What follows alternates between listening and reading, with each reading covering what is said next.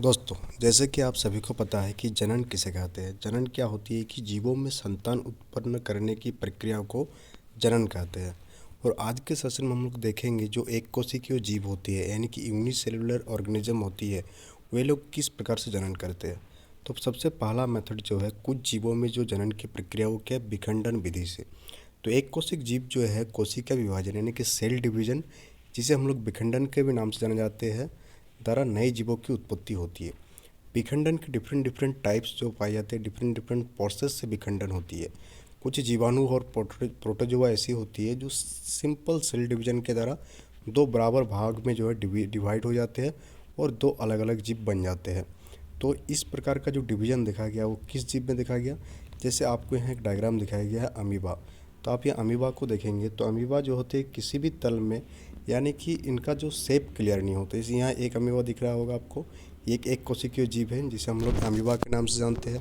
और अमीबा में जो जनन होती है किस विधि से होती है, द्विखंडन विधि से जनन होती है। तो सबसे पहले सेल डिवीजन स्टार्ट होती है, फिर उनका जो दो केंद्रक होती है सेल का, वो केंद्रक जो होती है सिकुड़ना चालू होती है इस प्रकार से, फिर धीरे धीरे और सिकुड़ता है और फिर आप देखेंगे यहाँ पर दो जीवों का निर्माण हो गया। इसी विधि को बोला जाता है द्विखंडन, यानी कि एक जीव का दो बराबर खंडों में विभाजन। तो उसे हम लोग क्या बोलेंगे, द्विखंडन। बट अमीबा के केस में ये एक ही तल में होती है, यानी कि किसी भी तल में हो सकती है। दो जीव आपस में बराबर हो भी सकती है, बराबर नहीं भी हो सकती है। इस डायग्राम के थ्रू ये समझ में नहीं आ रहा होगा आपको। मान लेते हैं एक अमीबा है, इसमें सेल डिवीजन स्टार्ट हुआ और डिवीजन के बाद हो सकता है एक अमीबा छोटा साइज का पैदा हो और दूसरा अमीबा उससे बड़ा पैदा हो। तो इसको हम लोग बोलते हैं द्विखंडन विधि। क्या बोलते हैं, द्विखंडन। और ये एक कोशिकीय जीव में ही पाया जाता है। जो बहुकोशिकीय जीव होती है उसमें द्विखंडन की विधि नहीं पाई जाती है। तो जैसे अमीबा के केस में आप देखेंगे कि उसका शेप निश्चित नहीं था। बट कुछ एक कोशिक जीव ऐसे भी है जिसकी शारीरिक संरचना क्या होती है, ज़्यादा संगठित होती है।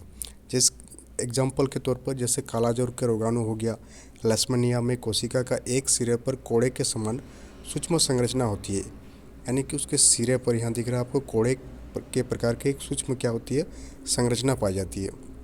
और इस प्रकार के जीव में जो होती है द्विखंडन जो होती है एक निर्धारित तल पर होती है, यानी कि एक फिक्स्ड जगह से ही इसका द्विखंडन स्टार्ट होती है। जैसा आप मलेरिया परजीवी का एग्जांपल ले लेंगे, प्लाज्मोडियम का। और भी बहुत सारे एक कोशिकीय जीव है जो एक साथ जो होती है अनेक संतति कोशिकाओं में विभाजित होती है। तो उसे हम लोग बहुखंडन कहते हैं। क्या कहते हैं, बहुखंडन। एक आप द्विखंडन में देखे थे कि वो दो खंडों में विभाजित हो रहा था। बट बहुखंडन में क्या जो होती है, जो जीव होती है, जो एक कोशिकीय जीव का सेल होती है, वो बहुत सारे पार्ट्स में डिवाइड हो जाती है, तब उसे हम लोग बोलते हैं बहुखंडन। और आप ईस्ट को अगर देखेंगे, ईस्ट की जो कोशिका होती है वो छोटे से मुकुल उभर कर कोशिका से अलग हो जाती है। यानी कि ईस्ट में एक छोटा सा मुकुल उभरेगा और वो उस कोशिका से अलग हो जाएगा और दो अलग अलग जीव बन जाएगा। इस डायग्राम में जो है लैशमनिया को दिखाया गया है, इसमें जो द्विखंडन हो रहा, जो कोड़े के संरचना टाइप से पैदा होती है। फिर आप देख रहे हैं यहाँ पर क्या होता है, द्विखंडन स्टार्ट हुआ, फिर ये धीरे धीरे दो अलग अलग जीवों का निर्माण हो गया।